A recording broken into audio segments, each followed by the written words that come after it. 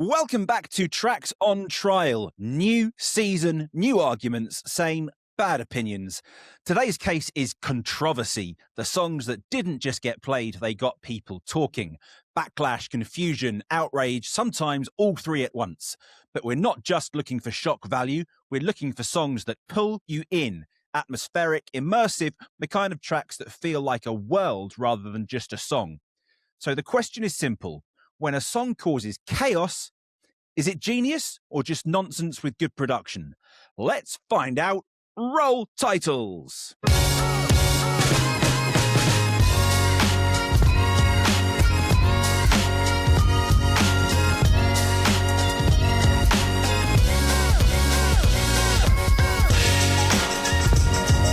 Welcome back to Tracks on Trial, and more importantly, welcome to Season 2. New season, same concept. We take some of the most talked about music ever released, put it under the microscope, and decide whether it's a timeless piece of art or something that probably should have come with a warning label and a therapist on standby. And we're starting strong. Today's case is the most controversial songs. The tracks that sparked backlash, divided opinion, confused listeners, and in some cases made people question whether the artist was a genius or just deeply unwell. But there's a twist, because with the case, we need the evidence. These aren't just controversial for the sake of it. These are songs with atmosphere, with texture, with a sense of immersion. The kind of music that creates a mood, builds a world, and then invites you in, sometimes against your better judgment. So expect bold choices, strong opinions, and at least one moment when someone says, yeah, but is this actually good or just weird? Let's get into it. As usual, I am joined by my two glamorous co-hosts, both of whom are no strangers to controversy, although usually for reasons that are far less culturally significant. First up, Andy. Andy makes indie alternative rock, which is a very efficient way of saying nothing here will surprise you. He's also released music NFTs, which is bold because Andy has managed to make his music both invisible and confusing at the same time. In an episode about controversial music, Andy is fascinating because his entire musical career is built on the idea that if you never take a risk, nobody can criticize. Welcome, Andy. How are you? Thank you very much. I'm good. Excited for this, man. Excited. Ready to roll. Likewise. And then there is AJ, our resident American and proud defender of country music, a genre that claims to be about real life, but increasingly sounds like a man in a new truck having a breakdown at a petrol station. Country music has a formula: truck, whiskey, girl. Now add gas prices and call it growth. And AJ will still tell you it's deeply emotional storytelling. It is. It's just always about the same three things. Now, slightly more expensively. How are you, AJ? I'm doing great. I'm glad to be with y'all. Likewise. You're not at home today. Where are you? I am in a very high class hotel right now in East Nasty. I'm over by the Palace, actually. But yeah, so we had a lot of fun. We did a thing at the Troubadour this week for some country awards.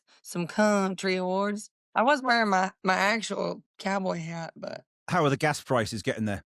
Golly, ridiculous. It's almost $4. Yeehaw. $4 a gallon. A gallon. Yeah. What's that liter? Y'all do liters, right? Yeah, how many liters in a gallon? I don't know. It's made up, isn't it? A gallon? Yeah. 3 point something. There's 4 quarts in a gallon. I don't know how to break that down in liters for y'all. I can't remember. You know, what the fuck is a quart? I thought a gallon was the old currency of pirates, wasn't it? Yar, give me a gallon. But that's just what they drank as well, isn't it? They got cup. X amount of cups turns into a pint. Y'all know pints. I know you know pints. Oh, yeah. Yeah, pints that big. Pints about yay big. Pints about 10 to 15 minutes. Right. Well, then, it's time for us to kick off, and we're going to start here.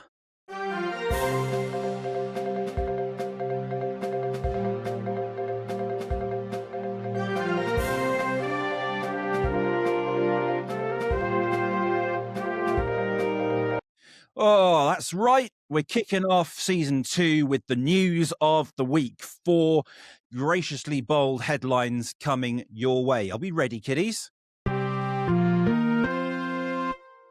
Artist releases bold, boundary-pushing track about society. Listeners confirm it is mostly just distorted screaming and a beat that sounds like a puppy in a washing machine fighting for its life. Meanwhile, the artist has been handing out flyers for a missing puppy. Gen Z outraged by controversial song released before 2015. Sources confirm the majority are offended by the lack of chorus, a hook, or anything they can dance to for 12 seconds on TikTok, despite not being able to state a single lyric. Controversial track sparks debate across social media. The majority agree the most offensive part is how delusional and self-absorbed the artist is. Over 35's music fans praise controversial track as important. Experts confirm this usually means it's slow, miserable, and over 5 minutes long, despite only having 90 seconds of unique musical content. And those were your music headlines for the week. Do you like those, kiddies? I loved it. Love those. Love Nice. them. Right, well, there we go then. Those are our headlines. An important thing to tell our listenership or viewership, depending on where you're consuming us. There is a new rule for season 2. Each one of us has a bonus ball, if you like, that we can play one time during the season. The bonus ball means that if our track is double topped by our co-hosts, we get double points. However, if that track is double flopped, you get -2 points. So it could be played any episode within the season, but it must be played within the season. Ooh. Those are the rules. With that in mind, is anybody confident enough to play their bonus ball week 1, episode 1? I'm not. So it's not going to be me this week. That would have been something, wouldn't it? That would have been bowled out of the gates. Yeah. Nope. Nope. Okay. Well, we're going to begin anyway with a quick fire round to get us up and running and get some things going. So, Andy, would you like to kick us off with our first quick fire? I'm not going to give you the annoying countdown lady today. I've Controversial. dispatched her back to whence she came, Good, the winch. the filthy wench. Get out of here. Okay. 3, 2, 1, whenever you're ready. Right on. Okay. So my first one, Stan by Eminem, is one of those rare tracks where controversy and artistry are inseparable. It's disturbed people because of it's so immersive and psychologically real. Where the controversy hits intellectually, the atmosphere hits emotionally, and it's incredibly effective. The controversy exists because the immersion is so effective. Stan didn't just shock people, it reshaped storytelling in hip-hop, and it did do that. Yeah. I was close to putting this as my number 1. It took me a while to get into this song. Really? Yeah, like I didn't click with it straight away, and I found it a little bit boring to begin with in terms of the style. But then once you get into that lyric and you start feeling the story, it's like, okay, yeah, now I feel what he's getting at. And it samples Dido, which helps him out a lot. Yeah, that gives it a real haunting effect, doesn't it? Dido Yeah. singing on it. But you really have got to immerse yourself into the lyrics. And when I was researching it as well, like the scripture there we heard on that piece, emulating the pencil writing the letter, the rain on the window, and that you can hear the traffic when on the verse 4 where he's in the back of the car it's pretty genius in production, those little things, because it takes it away from just being, like you said, another mundane rap song, because the beat is quite slow for a rap song, isn't it? And so, you think if that didn't have all that going on, where is that extra little bit of atmosphere and immersiveness in this song, even though the storytelling and the lyrics are great? But of course, he's been doing those extra little details all the way back from My Name Is, which was infamously flopped by somebody in the last episode of season 1. So I knew that might make a comeback. So it's no new thing. Anyway, Stan, Eminem, great choice. Yeah, definitely controversial. And That's why definitely, he brought it up, because he flopped it before, so now he has to bring another one. yeah. Right, I'm going to go. Here's my first quick fire. A song so controversial, it basically introduced itself with the line, "I want to fuck you like an animal." Industrial, hypnotic, deeply uncomfortable, and somehow still a mainstream hit. It blurred the line between art obsession and outright provocation. Is this a raw exploration of desire and self-destruction, or just one of the most well-produced HR violations in music history? We're in the year 1994. This is Closer by 9 Inch Nails and the genius of Trent Reznor. Absolute work of art, this track. Yeah, there's parts of it I've heard before. When you put it up, I thought, what's this strong? Yeah. But there's part of it which is really well used, isn't it? Yeah. And I was tossing up so much whether this was going to be my main pitch this week or not.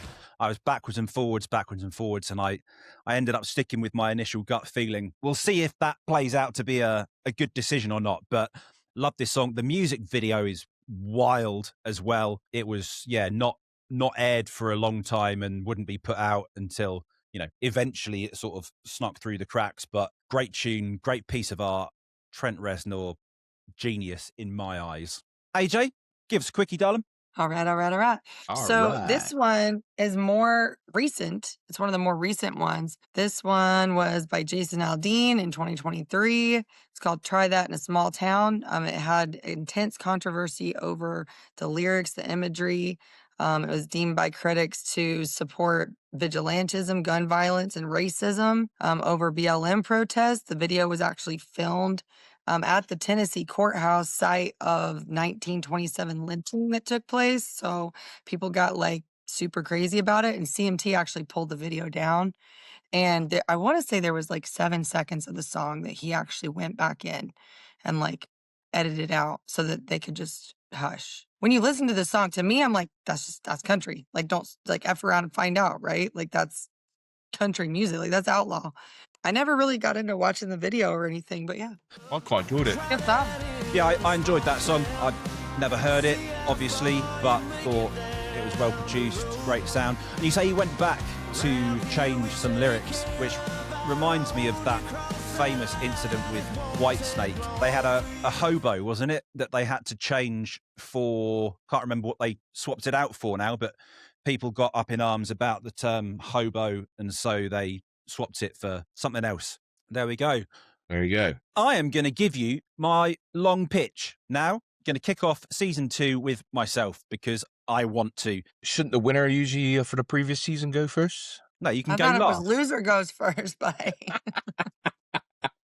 Go on then, middleman.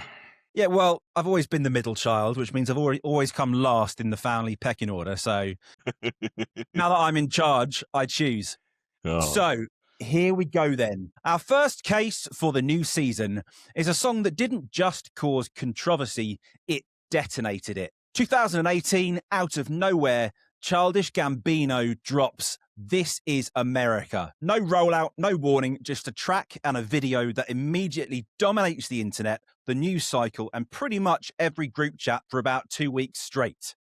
And on the surface, the song is deceptively simple. Minimal beat, sparse arrangement, repetitive hook.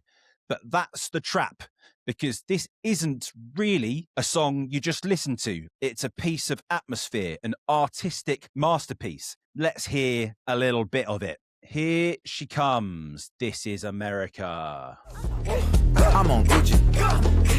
I'm so pretty. Yeah. I'm gonna get it. Watch me move. This is Sally. That's a tool. Yeah. On my Kodak. Black. Ooh, know that. Yeah. Ooh, get it. Yeah. Ooh, work it. 100 bands, 100 bands, 100 bands. Contraband, contraband, contraband. I got the plug on who a hawker. Whoa. They gonna find you like Waka. Blah. America. I just checked my follow and listen. You motherfuckers owe me. Get your money, black man. Black man. Get your money, black man. Black man. Get your money, black man. Black man. Get your money, black man. Black man. Get down.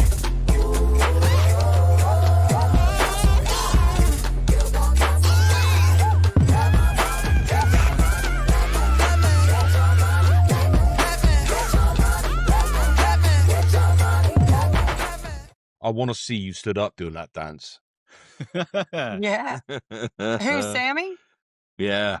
Musically, constantly shifting. You've got these light, almost joyful, gospel-inspired sections, bright, melodic, catchy. We just want to party just for you. It feels celebratory, carefree, almost weightless. And then, without warning, it collapses into something dark, heavy 808s, jagged rhythms, space and tension. The tonal shift is violent, and that's intentional because the entire track is built on contrast, entertainment and violence, joy and trauma. You're pulled in with something accessible and then confronted with something uncomfortable. And lyrically, it doesn't hold your hand. You get fragments and statements and images. This is America. Don't catch you slipping now. Look what I'm whipping now. Police be tripping now. It feels like scrolling through headlines almost, disconnected, but collectively overwhelming. And then there are lines like, this is a celly, that's a tool, I got the strap, which land differently once you've seen the video, because the video is where the controversy really ignites. Those opening moments with the guitar and the posture, then suddenly the gunshot, which is not remotely censored. It's in your face, it's brutal, it's graphic. It's not stylized, it's not softened, it's abrupt and explicit. The body drops and the camera doesn't linger in grief, it moves on. And then it happens again later, even more brutally, a group execution, cold, systematic, automatic weapon. And immediately after, back to dancing. That contrast is what makes it so unsettling, because while all this is happening, Gambino is performing those exaggerated, contorted, almost theatrical dance moves. And those dances aren't random. They pull from traditional African dance and from minstrel era caricatures and blackface culture and from viral internet dances. And there's a lineage there, a mix of heritage, performance and distraction. And that's the point. The dancing draws your eye, the spectacle distracts you, while in the background, chaos unfolds, violence, panic, fire, and you almost miss it, which is exactly what the song is saying. That in modern culture, especially in America, entertainment and spectacle can distract from reality. And that's where the controversy comes from. Not just with what it shows, but how directly it shows it. No metaphor to soften the blow, no narrative to guide you, just moments, images, statements. And people didn't know how to process it. Was it genius? Was it exploitative? Was it profound? Or was it just deliberately provocative? Because without the video, the song is still brilliantly engaging, but with the video, it becomes something else entirely. A shock, a statement, a critique, a conversation. So that's the question really for the court. Is This Is America a masterclass in using music and visuals to create something immersive and culturally significant? Or is it a piece of art where the shock value and imagery are doing most of the work? And more importantly, if you strip the visuals away, does the song still stand on its own, or does the entire experience collapse without them? That is for you to decide. Good question. I definitely can still get the meaning of it without the video. I feel like it was constructed chaos, and it's got a good enough vibe to keep you listening. Like, hey, this is cool, and it keeps switching up, and it's got all the different things and pieces in it. But then, there's different things being said that you're like, oh, that's what they're doing here. So you catch it all in the song, but especially for somebody that's a visual, like, oh, I get it. To me, it's different. Music videos are just so different now. Sometimes they're completely different than what the song is even about, right? Which is really strange to me, but it's what people do. But this one, not so much. It's a bop. I mean, you can still kind of like get down with it, obviously. Yeah, it's I think it's a statement on its own, just a song. And then I did watch the video with it, and I was just like, oh my God.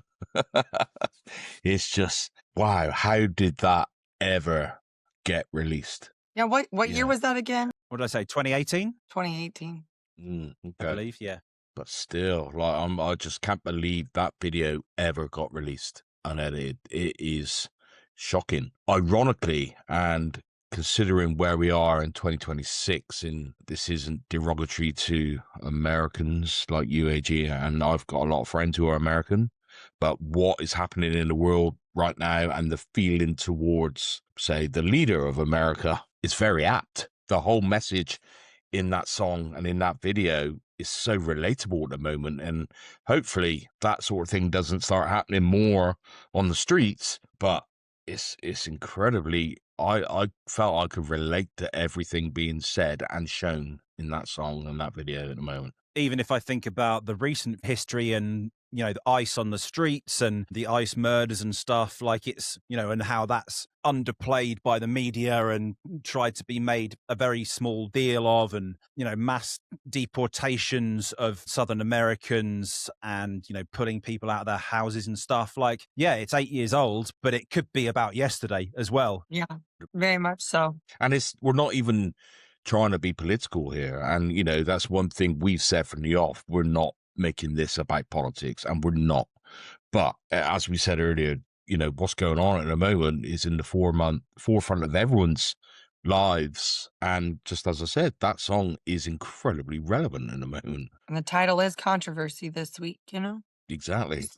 Yeah. So yeah, no, I've never heard of that before. And it's not usually a type of song I would go to or listen to, but there's something, I don't know, I kind of liked it. And watching you two jam away there, that little clip there, made me like it a little bit more as well. I really want to see Sam do a proper dance to that.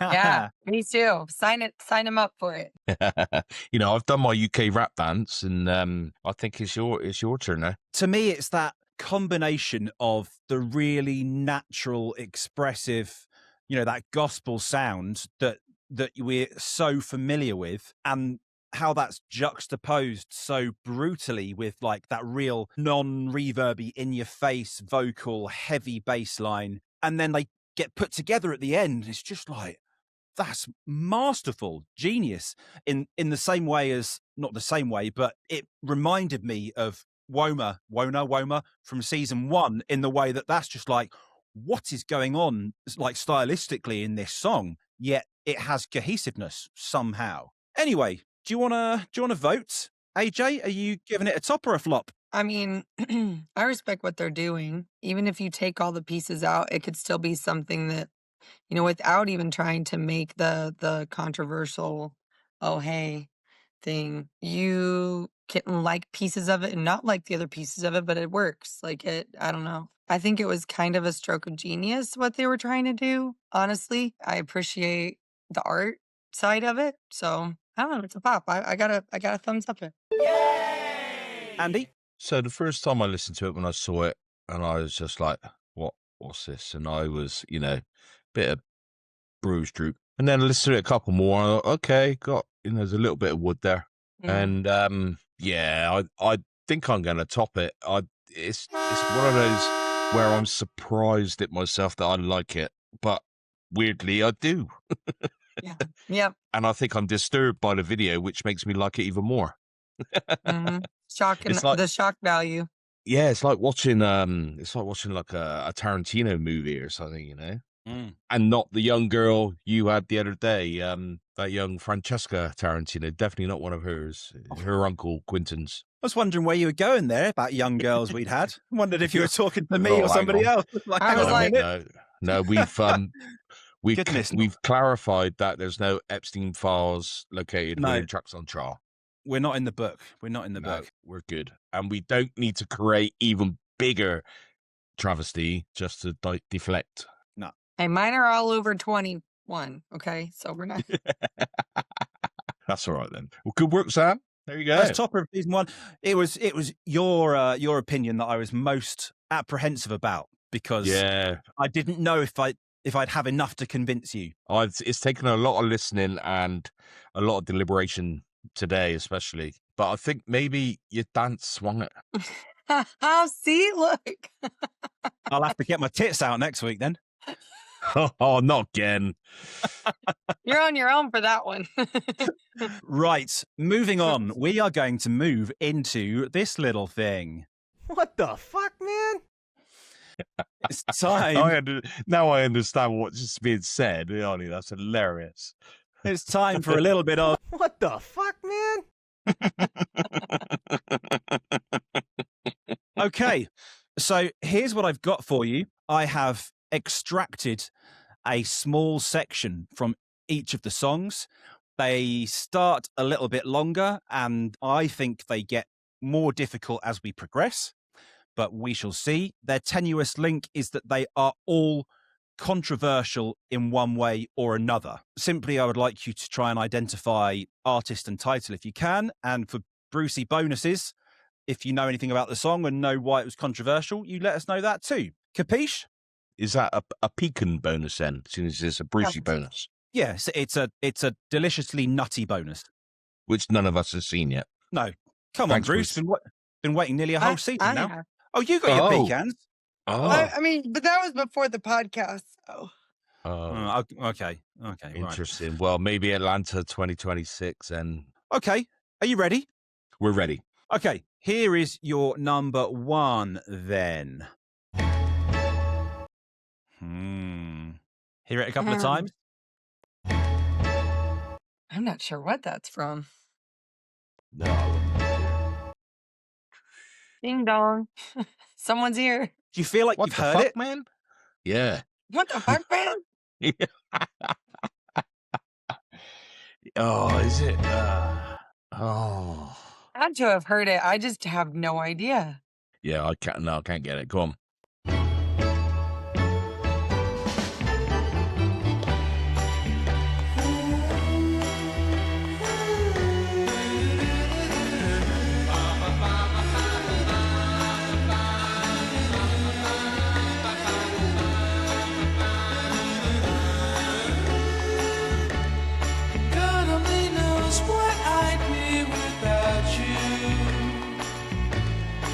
There we go. Beach Oh, Boys, God Only Knows from 1966. It was controversial because, anybody know? saying the word God. Saying the word God. And the 60s. In a pop song, yeah, which many considered blasphemous and was therefore considered risky for radio at the time and led to plenty of stations refusing to play it. So there But we go. allegedly, Worked out for them. possibly, yeah, one of the best songs ever written. Yeah, so they say. Okay, here you go. Second one then. See if you recognize this.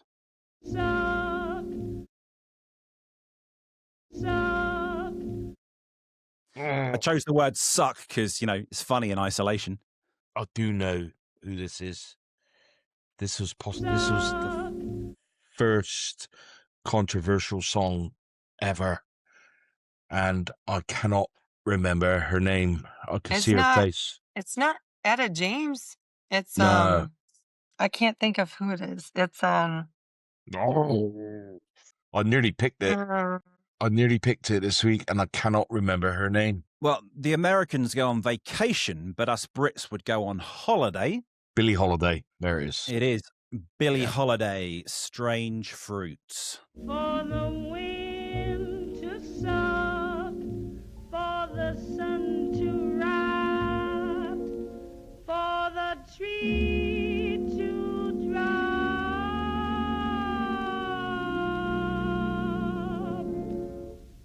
Here is a strange and bitter.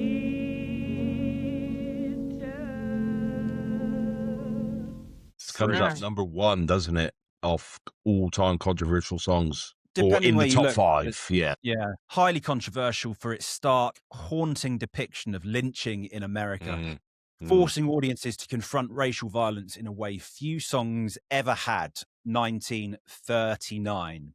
And not to mention who is singing it. Like, think about that. Absolutely. A woman, too. A woman, no less. A woman. Imagine, as you say, that was a big deal in 1939. Okay, here's the final one from me. This is going to be interesting. I'll see if you get it.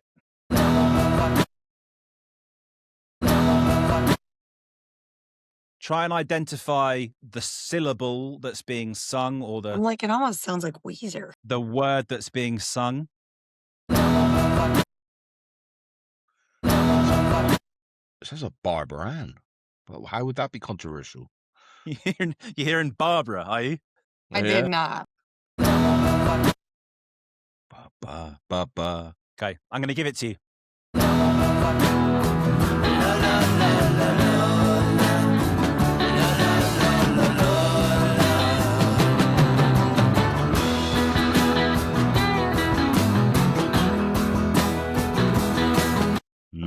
one. What a Love that song. song. What a song. Yeah, The Kinks' Lola 1970, which provoked controversy for its open reference to gender identity and a romantic encounter with a transgender woman, which obviously was groundbreaking for mainstream music at the time.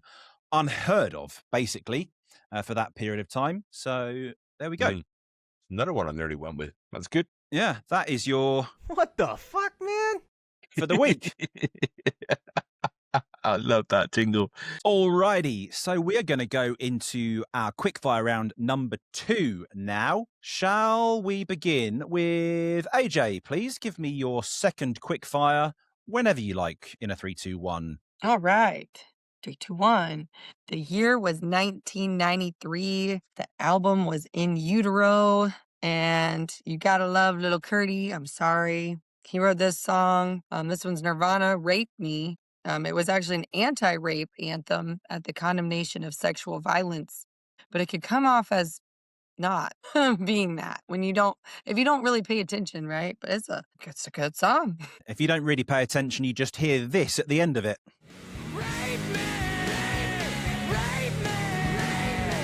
Exactly. You know, they say you can't rape the willing. Right?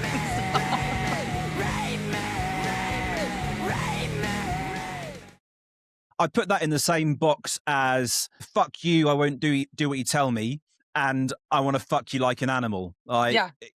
It's in that box. It is in that box. Although you could look at it as an element of irony, because anyone who gets raped aren't asking to be raped.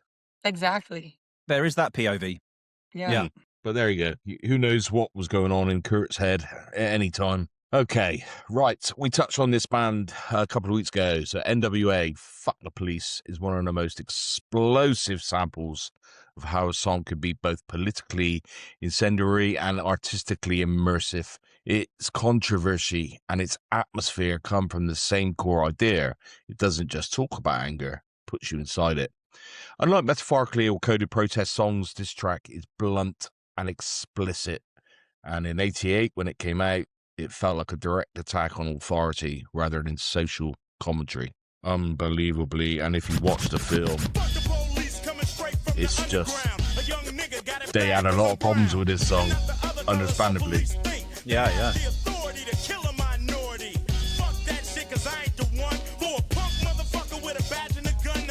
I love their repetitive use of like nonsense samples like that on the beat, on the down of every bar.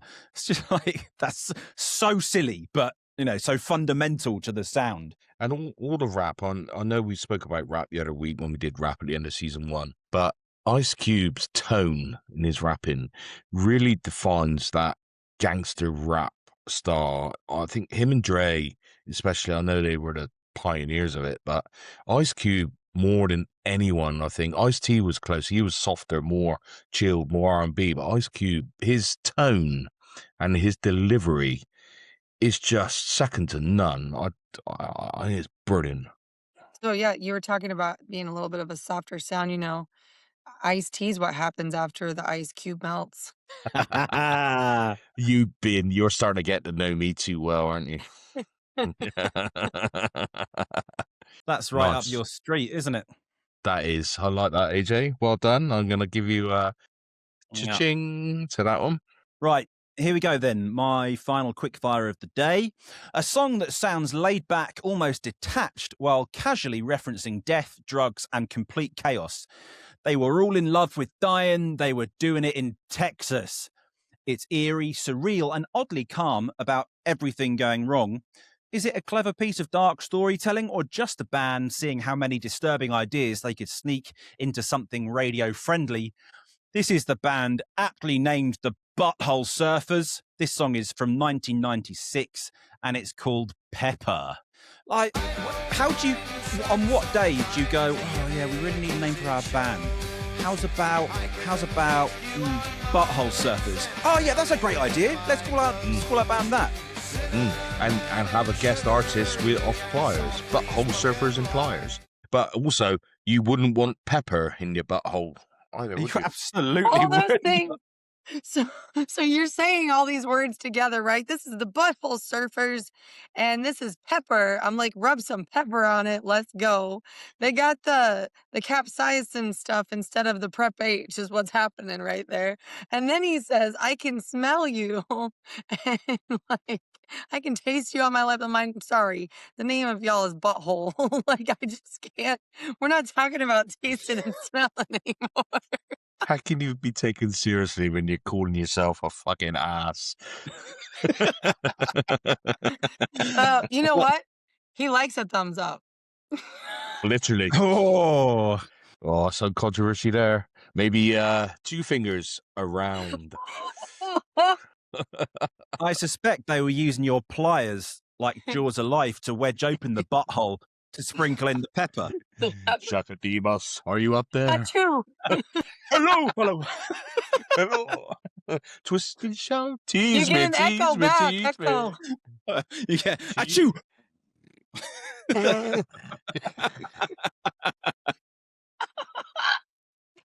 That's a windy tunnel. They are butthole surfing. Butthole surfing the summer breeze. Come on. It's a summer breeze and a half. That's like an artistic version of Niagara Falls.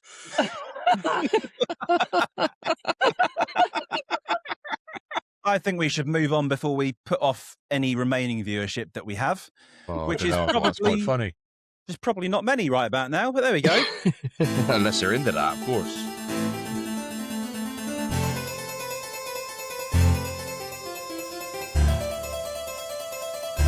It is question time. Andy, I believe you have some questions from the fanzine to ask. Awesome. I do indeed. I have a load of them. So we're just going to do a few each week and we'll go from there. So we'll start then to you both. So this is from Craig Friday. He lives in Melbourne. He used to live in Adelaide. He's a musician and a comedian as well. So he's asked a couple of questions here. All right. So first one, let's go to you, AJ, first. What genre have you changed your perspective about over time? Gosh, there's so many. There's so many ways you could go with it. I think I've gone through phases. I think probably everybody does. When I was younger, I didn't want to be country. Yeah, okay. That's funny, right? Interesting. Yeah. I mean, like, I danced hip hop and like I loved Christina Aguilera, who doesn't? All these different things. I'm like, it didn't suit me. And like I went back to listening to the stuff that like my parents liked, and I came around full circle to that. And I've got to say, rap used to make me crazy. Like whenever I got to the point where I wasn't listening to it anymore. But then I've kind of sifted through. There's a lot of stuff I really, really like now. I listen to on the regular. That before I'm like, that's mumble rap. Like that isn't even clean rap, right? Now I'll like be bumping it in my Tahoe. I'm like, yeah, bumping in the, yeah. Okay. Sam, same question? Well, I would have said the whole hip hop rap thing, which you would never have caught me listening to as a teenager, but I won't repeat the same answer as AJ. But actually, I think electronic dance music, but not the commercial electronic dance music like the Avicii stuff and the David Guetta and stuff. I'm talking like proper house music or techno music or trance. I never used to be able to feel any emotional connection to it, but I get it now. I still think for me it's a time and a place thing, and it probably helps if you've dropped a bunch of eckies. But yeah, I get the electronic dance music thing now, where I previously just didn't find any musicality in it. So that would be my answer. I think heavy metal, like screamo and stuff, I used to hate it. That's probably actually my number one, because I learned to really like certain things about it, like the double pedal and like the different things and the musicianship of it. Whereas used to, like, my brother would play it as loud as it could get and your ears would want to bleed. And I was just like, oh, why do you like this? But then when I actually listen to it, I like it now. All right, quick fire answers on these two questions, still from Craig. All right, so most overrated band of all time, Sam. Ooh, Pink Floyd. Hey, AJ. I don't know. You can't say Nickelback. Everybody acts like they hate them, so that's underrated. I don't know overrated. I love Nickelback. I know. I love them too. Mine went the flip side of that answer. I'll give you a second, a controversial second. Smashing Pumpkins. Get Yeah, out I of agree with that. here. Yeah, Get out of get here. the fuck out of here. Yeah. Yeah, go and get smashed. You know, the more they should have been smashed What up the at Halloween. fuck, man? The world is a vampire. Yeah. That's where Def Leppard need to come in and Billy's got a gun. Well, fucking use it on yourself then, Corgan. Fuck off. We are being controversial. Right. There you go. Right. Second one. Yes, quick from Craig. A band you think deserved more hype? The Cadillac 3, because I've had people like, oh yeah, those guys are really good, but they never really ended up mainstream. I'm kind of glad they didn't, because I really, really like them the way they are. I don't want them to Interesting. to change, but they're amazing. I'd say Cadillac 3 is super underrated. They're featured on season 1, which you can hear all those songs featured on season 1, listeners, on our podcast, on our playlist even, on Apple and Spotify and YouTube. And just remember, we will create a playlist for this season as well. But anyway, all right, Sam? There are a couple of ways that you could look at it. You could look at bands that were small and never kind of got big, or bands that were kind of in the medium mid-tier but never went, super kind of stratospheric.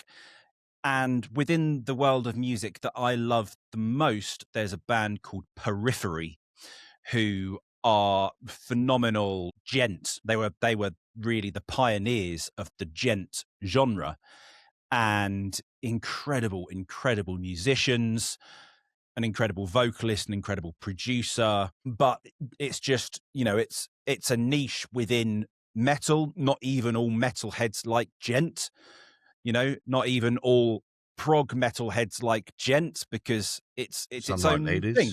So some like ladies, exactly. So Periphery. Okay, cool. All right, one more question for this week, because I've got loads. We'll just spread them out over the season. This one's from fellow ISA member Alan Garmsway, who lives over in Wiltshire in England. So we had a question from him last week, Sam, but this is another one he can fire back with. Listening to my own releases through various platforms, I always think YouTube had the best sound quality. What's your experience? Well, the first thing to say is that every DSP does have its own way of encoding music. So it will sound slightly different on each platform. And particularly if you're not on a Wi-Fi connection, then you might be streaming a lower resolution of the recording, depending upon your signal. So yes, it could well sound different. My experience of actually songs sounding different or not, if I'm brutally honest, across digital platforms, I don't find much of a difference. I don't sit there and go, oh, I think my song sounds different on Spotify to how it does on Amazon Music, or or YouTube Music or Tidal or whatever. But maybe I'm just a shit producer who's got a terrible ear. I don't know. I don't have that same experience, but that's not to say that somebody else doesn't, because there is a physical difference in the encoding. And if you can hear that, well, you've got better hearing than me, and that's not necessarily impossible. And so a big part of that could very well be, and I'm not saying this would be why, but it depends on what device you're listening from as well. So say like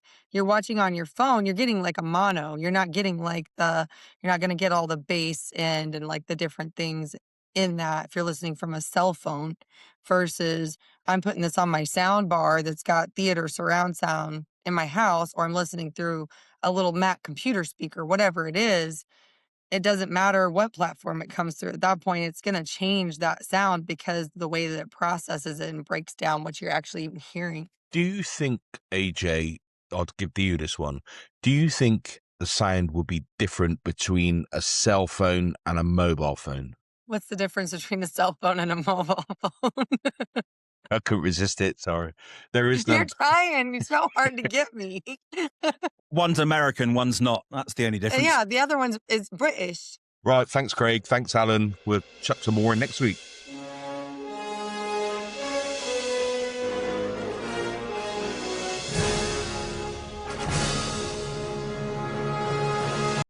We know what's coming. Okay. Okay, this is good. So, AJ, you haven't, unless you, no, you wouldn't know this. So, I've changed this around for season 2.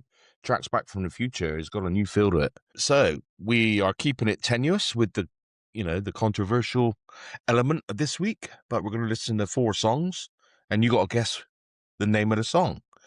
The only thing is, they're being played in reverse. Oh. Track 1. Here she comes.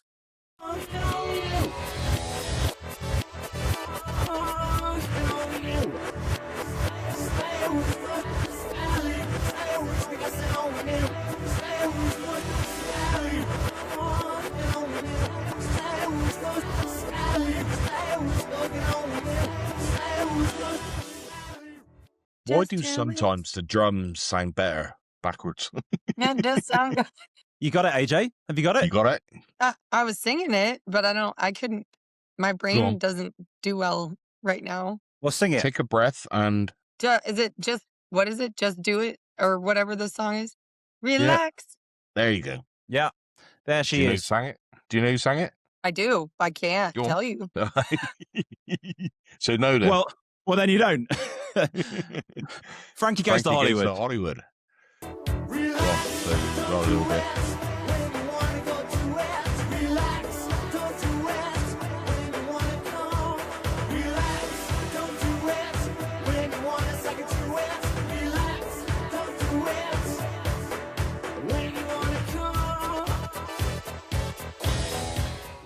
I was told that's called edging, by the way. I'm going to stop myself right there. Okay. So that was Frankie Goes to Hollywood, came really controversial pop song in the 1980s, not because of politics or violence, but because of the way sexuality presented itself in the mainstream culture. Wasn't ready for that. It was banned by the BBC, which only helped it climb the charts for overt sexual lyrics for the time anyway. And even though they're somewhat abstract, things like relax, don't do it when you want to come were widely understood as referencing sexual climax.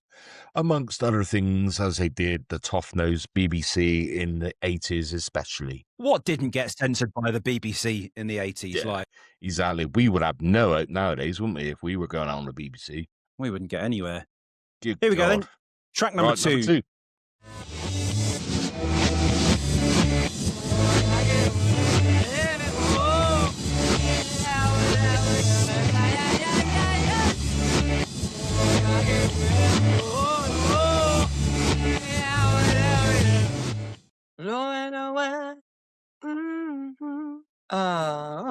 I've got Can't Get No Satisfaction. Oh, really? Yeah. No, AJ's right. That's what I'm hearing. I'm hearing Mick You're Jagger. really gotta go. Oh, no. You know who sung it? I should. I know it well. I couldn't tell you, right? I can't do the hey today on mask. Kingsman sang that. I'm just wondering if I'm making these a bit easy. I'll have to,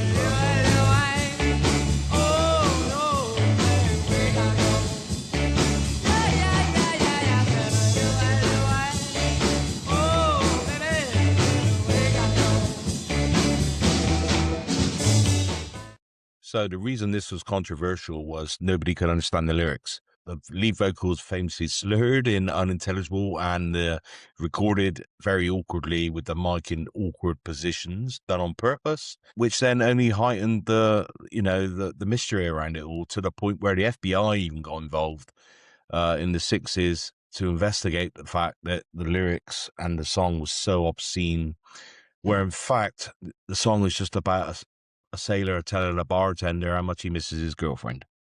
They didn't have much to do, I guess, huh?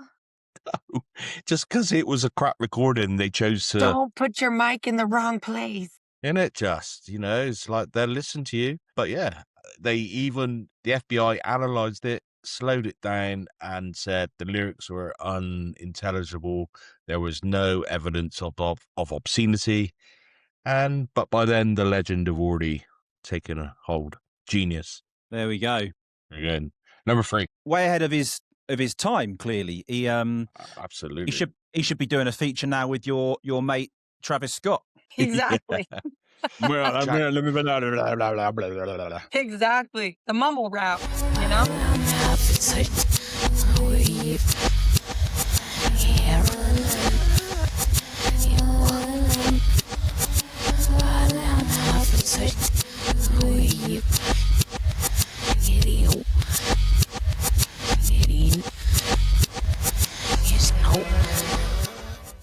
Oh,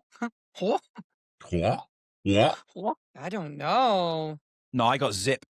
Really? I even- thought this one you would get out of all of them. Not even got a voice in my head. Okay, all right. Play it. Go in the right way then. Let me see your faces. Wanting, needing, waiting for you to justify my love, hoping, praying for you to justify my love. Wow. Never heard it in my life. Really? Wow, that's Madonna. Justify My Love. I didn't know that 1990. Madonna song. Right. Is that terrible? So around this time, she was changing it all up, going from the pop girl next door type thing and trying to get more serious. But I was instead like, of she's just trying to sound driving, like Janet Jackson or something. Like it didn't sound like. Well, Yeah. I think apart from when she wasn't releasing sexually orientated records, she was driving around New York in the back of a limo, pulling over, saying, I'm going to fuck him, pull him in the limo, fuck him, chuck them out, and Well, making but- videos about it. You know, which I girl mean- doesn't, you know? You just don't do it in New York, AJ, do you? No, we prefer Nashville. But but you know, she did have a really good quote. I mean, like, because all her boyfriends were like 30 years younger than her, right? Exactly, So and the rest. I mean, she's she's like 105 now, isn't she? So, yeah. yeah. She's like, if you But haven't anyway, found him yet, he just hasn't been born. exactly. So it was controversial, the video, explicit sexual imagery, not just voyeurism or group intimacy, same-sex kissing, androgyny, thank you, domination and sub-dynamics. MTV banned it due to its explicit content, and it was a huge deal at the time in 1990 because MTV was the gateway for music visibility. But with like Relax, the ban backfired. Madonna released the video as a commercial VHS single, and then when it became one of the most successful video singles ever. No idea that was even a thing, a commercial VHS video release. Yeah, I do remember that. I do remember that. Then once it was out there, it just all became on the album anyway, you know? So, number 4 then. Here she comes.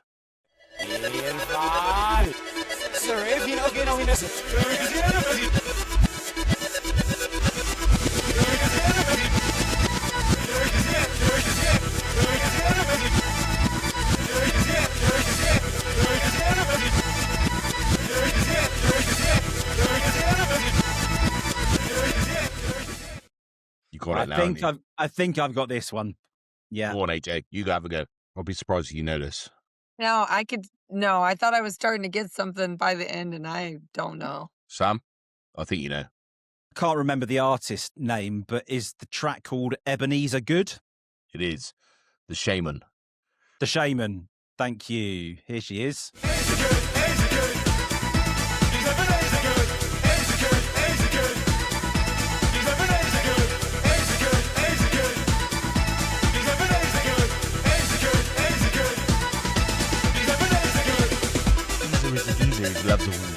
Has anyone here got any Veras? Lovely. That was one song, along with House of Pain Jump Around, which I knew the whole lyrics to rapping was. Easer is a geezer, he loves the muscle-in.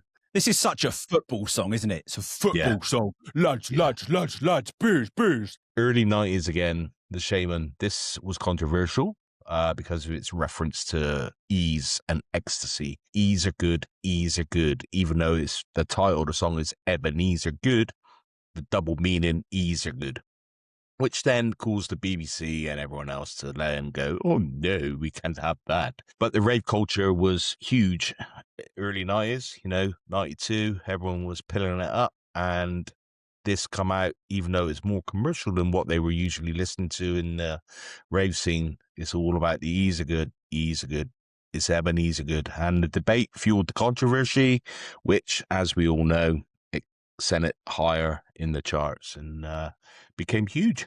But I love that song. There was, I can't remember the exact details, so I'm probably going to make a right hash of it, but I don't want to say that narcotics were necessarily encouraged in that sort of 90s period in the football crowds, but they almost were, in terms of, you know, those love drugs that make you super happy, in terms of trying to discourage football violence and, you know, crowd fights. They like the police would much rather let them get all high as a kite on ecstasy than let them get all tanked up on booze and go and start punching the lights out of each other. Raging, yeah. I'm sure I'm massively oversimplifying the details, but there was something around that sort of premise going on. Absolutely.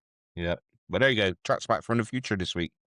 Right. Well, I believe you haven't quite finished with us yet, because you've got something else. I have something different.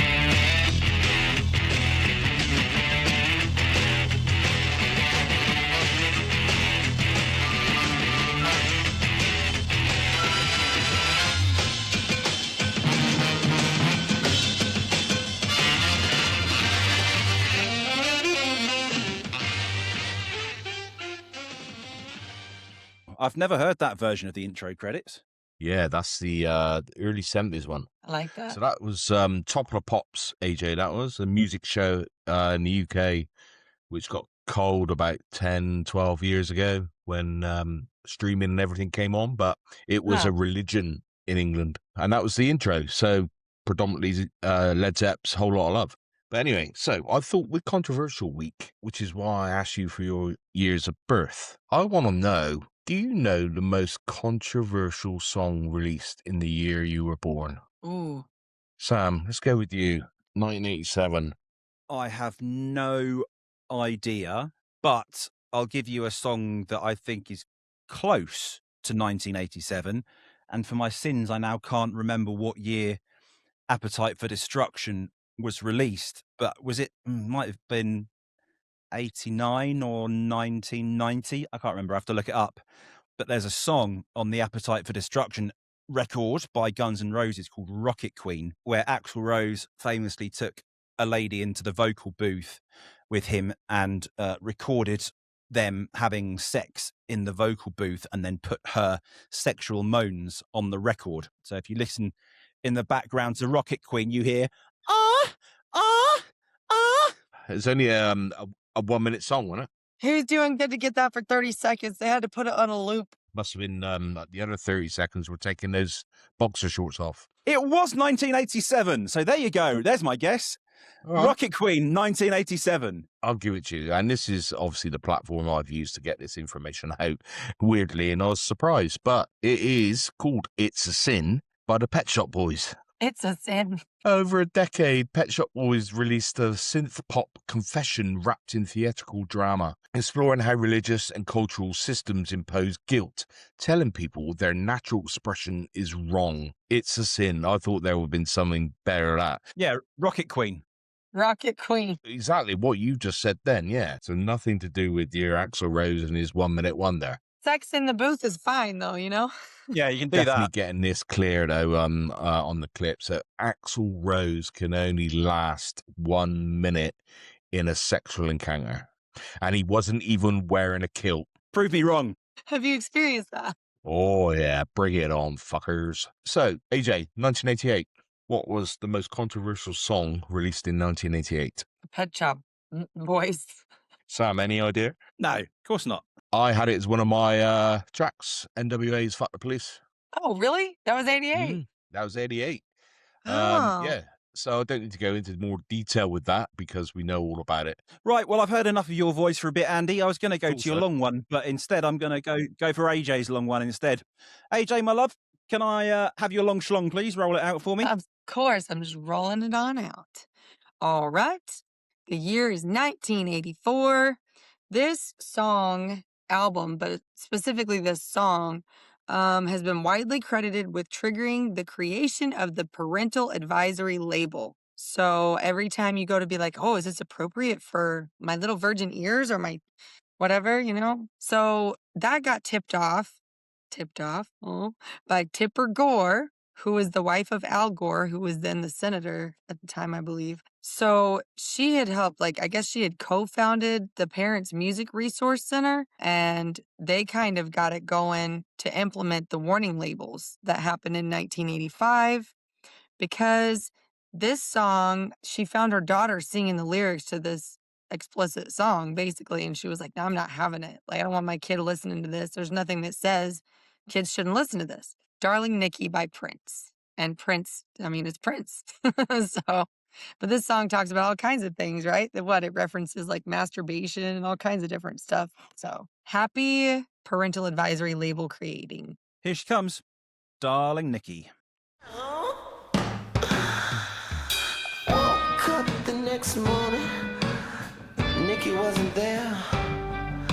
I looked all over, all I found was a phone number on the stairs. It said, thank you for a funky time. Call me up whenever you wanna grind.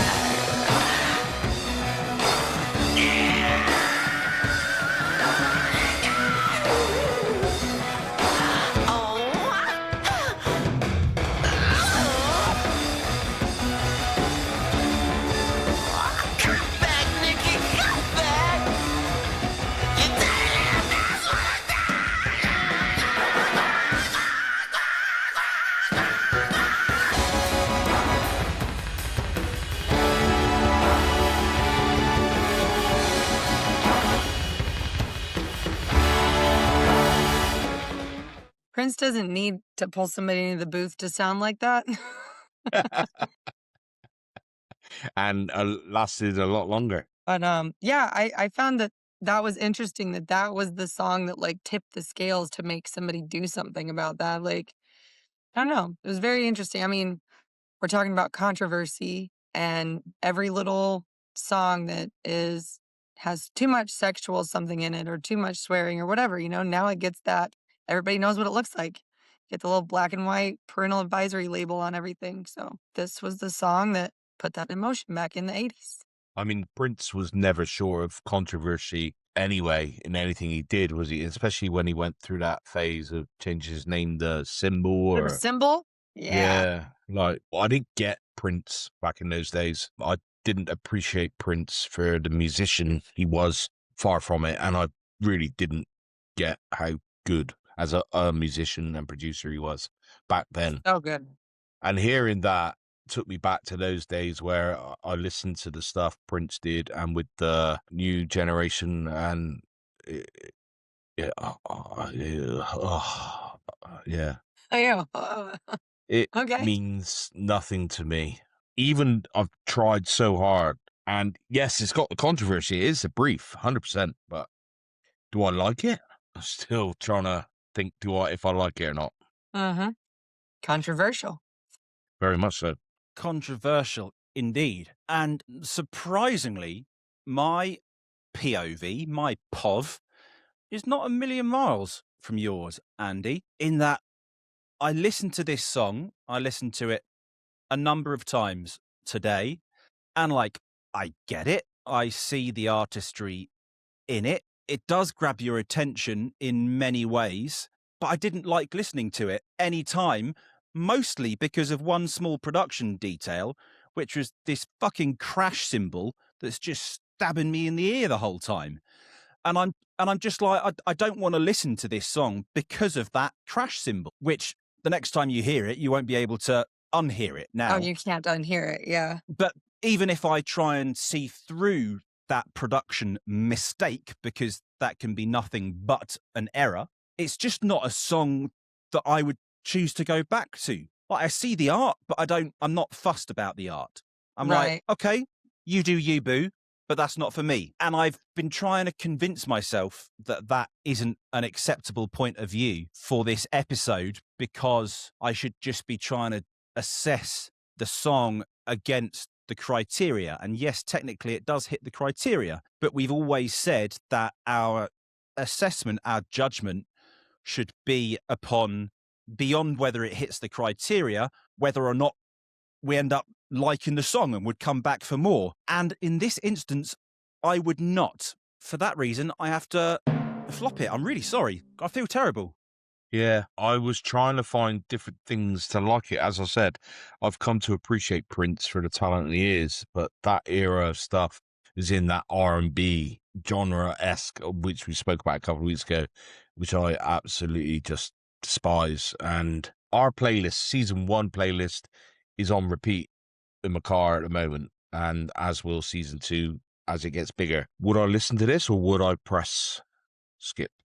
I think I'll be pressing skip. I'm sorry, AJ. Yeah, I'm going to have to flop I it. get it. I brought it because of what it was, and I don't even like this song. So Well, you should have went with your Jason Aldean. See, I quite like that.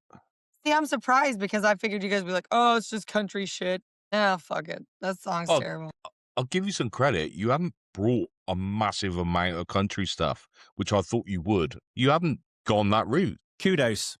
Well, there we go. There's our first flopper of season 2. Who would have known that Prince has a giant flopper? Guys, this is what I do. Yeah. I bring the giant flopper. Oh, you do. Prince and Robert Plant sitting in a tree.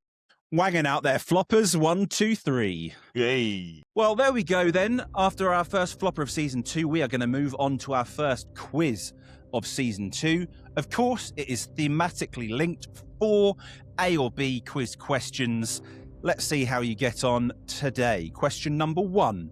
Which artist was banned from performing on Saturday Night Live, SNL, after tearing up a photo of the Pope during their performance? Was it A, Sinead O'Connor, or was it B, Patti Smith? Patti Smith. Yeah, I think Patti Smith. Sinead O'Connor was Irish. Big Catholic, I think. You're I going would to say have went no. with her first, but I don't know.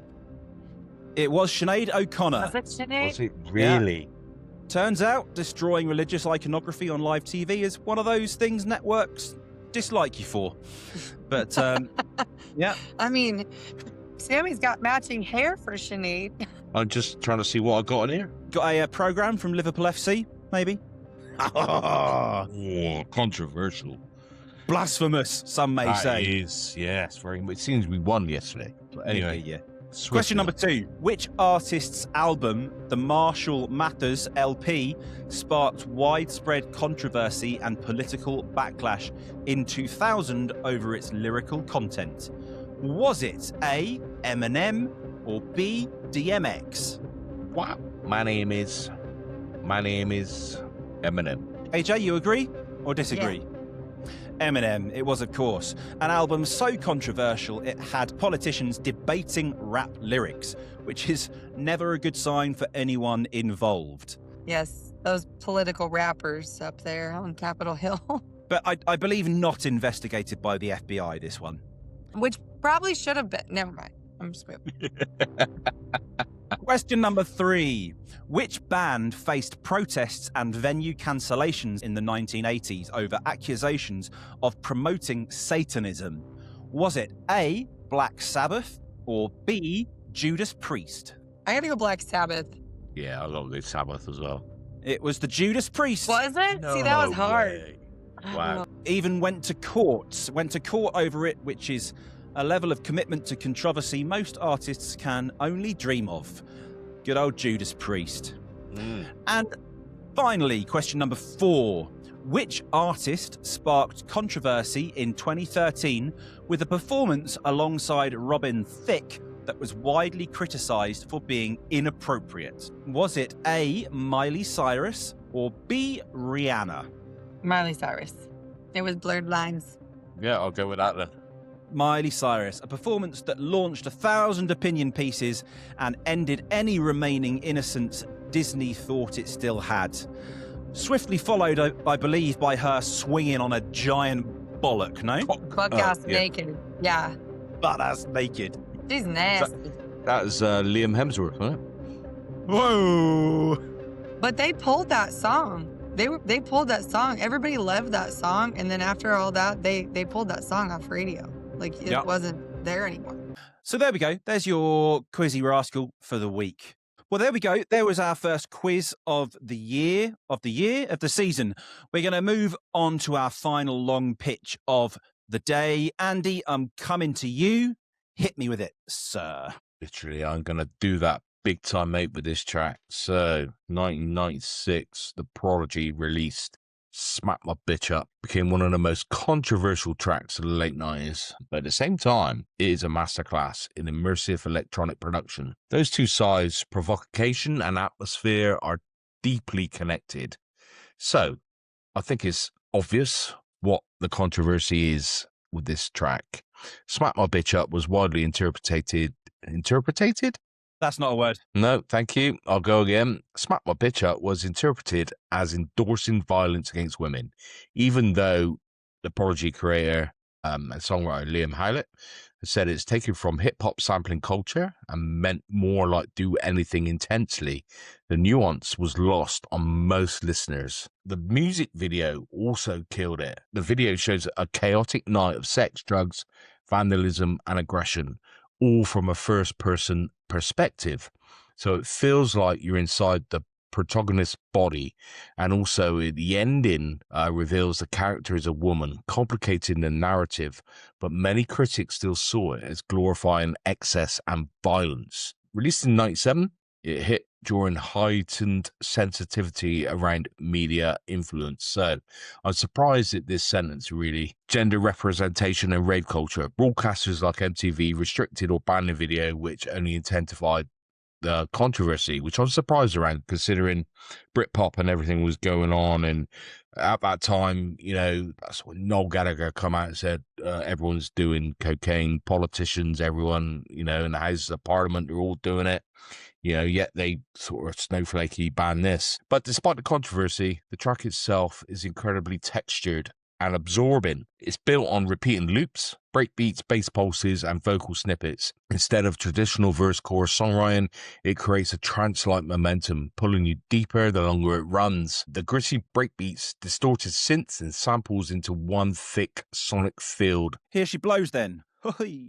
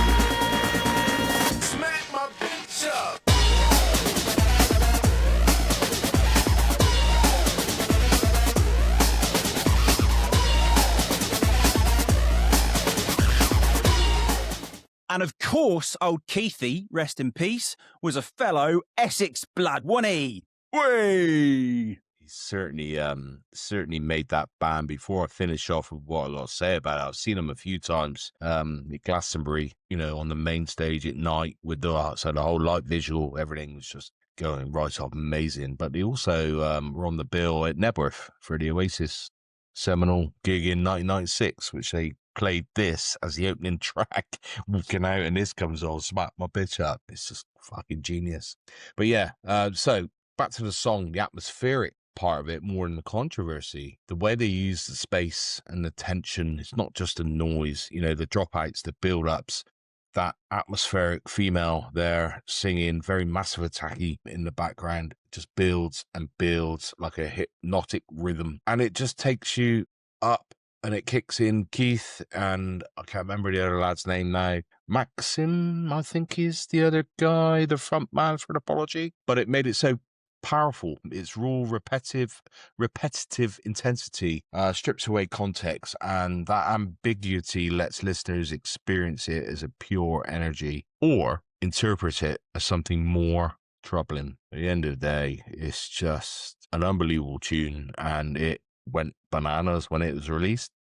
Genius. So, there we go then. Smack My Bitch Up. So, I've thought about this song a lot. I know this song particularly well because, as I talked about briefly at some point last season, I did security for a bit in 2008, 2009. I worked all the festival circuit, and Prodigy played every blooming summer festival in the UK in the summer of 2009. And I remember this song, especially at the Isle of Wight festival, because off the back of the main stage of the Isle of Wight festival is one of the boundaries to the festival, and that backs onto an old people's home. And my glamorous security assignment for that festival was looking after the old people's home, trying to make sure that there were no fence hoppers trying to get over the fence into the festival. And as this kicked in, smack my bitch up, a bunch of lads came strolling through the old people's home, and I had to give it the old "Oi!" and chasing them down with my mag light and jumping over the fences, and they got away because I was too fat. You know, it would have made an epic shot for a music video. Anyway, aside from that, yeah, exactly, they were very lean and very young. Aside from that, out of all of the three main pitches for today, in terms of hitting the mood-building, atmospheric half of the brief, this one does it the most successfully, I believe. It's engrossing, and it's got that trancey thing and hypnotic thing. And it obviously does hit the controversial nail on the head. My question is it enough?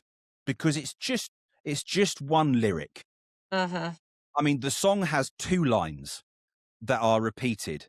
And I'm like, well, that's like controversy for the sake of it. That's not building a picture of controversy in a lyrical sense where you're telling me a story that I can understand in the way of Childish Gambino or in the way of Prince. And I'm like, okay, yeah, it's controversial, but it's superficial controversy for me. And so my question mark is it doing enough in the controversy column to convince me to flop it? Like, I like the song. I know I like the song, but is it satisfying that half of the brief enough for me? And I still haven't decided. So, AJ, what do you think? So I've listened to it. It's not something that I was super familiar with. Sounds like you guys have personal connections to this song already. I don't. So I listened to it and I'm like, I wanted to rip her voice box out. I did. I really did. Just stop. You're just yelling in the background. Just quit. Like, I couldn't. I could not listen to that probably more than once or twice. The beginning, I get it. Like, I used to sing with a hippie band and they had all kinds of like the trancey kind of things and and it starts off initially, it's kind of got that vibe to it. I'm not huge on a lot of like the techno dance music though either, but I pull myself out of it and I'm like, okay, I'm waiting for it to go somewhere. And when there's finally a drop and she stops screaming in the background, driving me out of my mind, I'm like, God, just make her stop. That's all she's done. It gets to him and that's all there is. Like you said, it's one line. I'm like, well, that's profound. And I get that that's not the point. It was the point. That's why they did it that way. So I could see this being like on a TV show, they're out in a club or whatever. I would not put this song on to listen to ever for myself. So I've tried to take that out of it and look at the whole and like the category and all these different things. And there's a lot of controversy there. What they said, the way they did the song, the whole 9 yards. I don't like it. It's not, I'm flopping it. It's a bad one for me. I had that. I was touch and go with it with you because I wasn't sure if you would like it or not. And funnily enough, the Prodigy didn't do anything in the States. They didn't get it at all over there. No. They are very much UK and not so much kind of going down the eastern side of Europe, which were big into their rave. There are things I like about it. I mean, don't get me wrong, but it's just not, I just couldn't. I'm like, no, make her stop. Yeah, no, for a country girl, I kind of expected that. For a country girl that's brought more than country, you said it yourself earlier. 100%, yeah, 100%. And I know you're really open-minded with your music, but I still thought you might struggle with this, but I thought I'd go with it anyway. We like floppers around here. We do. So, having had an extra minute or two to collate my thoughts, here is where I am. Atmospheric? Yes. Big tick on that side of the coin. Was it controversial? Yes. it was deemed as highly controversial by press and media. So despite the fact that it is lyrically very shallow, which is my issue with the brief, I do like it. I like the song, and I would be hypocritical if, having flopped Prince for disliking the song, I then flopped The Prodigy, even though I do like the song. So I have to top this one. It's a topper. Although I do resent that top a little bit. But yeah, I resent topping yours as well now. No, this is good. It's fun. So there we go. That's the beauty then. of it, isn't it? It's what we think is great, but and as we said as well, we've got to stop trying to play the room. Just bring something to the table which we like. Andy, what has that done to our scoreboards on week 1 then, sir? There you go, mate. So we're up. We are rolling on season 2. It looks very, very bare at the moment, but I believe this is a little different to how season 1 started, because we all topped on season 1, but it definitely isn't how season 1 ended, because you have 3 points in the lead. I am in the middle child with 1, and AJ has 0. But a long way to go. Another 11 episodes to go. Well, we all know the story of the tortoise and the hare, so exactly. Let's not do anything rash. Okay, well, that's all of our music and chit-chat for the week. It's time then to spin some wheels and choose some categories for next week. Here we go then. We're on our category wheel. All sorts of wonderful things on here. Let's give it a spin. Where it ends, nobody knows. Oh. Breakthrough. Okay, we're on breakthrough. One-hit wonders. Yeah, okay, so breakthrough songs. The song that launched the artist into widespread recognition. Doesn't necessarily mean a debut song. It is a breakthrough hit. So that's our category then. We are looking at breakthroughs. Let us see what we are pairing with that breakthrough. All sorts of different feels going along here. Let's see where we're going to end. Dark is just giant. Dark. Oh, wow. Okay. We are looking for polished breakthroughs, highly refined, clean and commercially engineered production. Interpret that how you wish. Interesting, that. I think that could be very pop-esque. Definitely going to be rock and roll-esque. Well, yeah, it could be. We'll see. I've got some Could thoughts. be country. Yeah. You don't know any country songs, AJ, do you?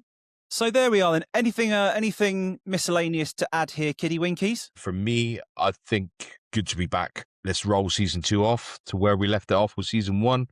It was awesome. We've done that. We've washed up season 1. Let's kick off season 2 with a bang and have some fun this year. Hell yeah. And also learning some new tunes. Yeah. And the good thing about it, picking up some new tunes. So what have we learned today then? That controversy, or is it controversy, in music is rarely accidental. Sometimes it's deliberate, sometimes it's misunderstood, and sometimes it's just an artist doing something so strange the world has no idea how to react. But the interesting thing is this: the songs that last aren't just controversial, they are compelling. They create a mood, a world, something immersive enough that even the people who hate it still feel something. Because real controversy isn't just outrage, it's conversation, it's debate, it's confusion, it's people arguing about what it means long after the song has finished. And that's where these tracks live, right on that line between genius and nonsense. So the question isn't really whether these songs are good or bad, it's whether they make you feel something strong enough to care. Because if they do, they've already won. Court is adjourned.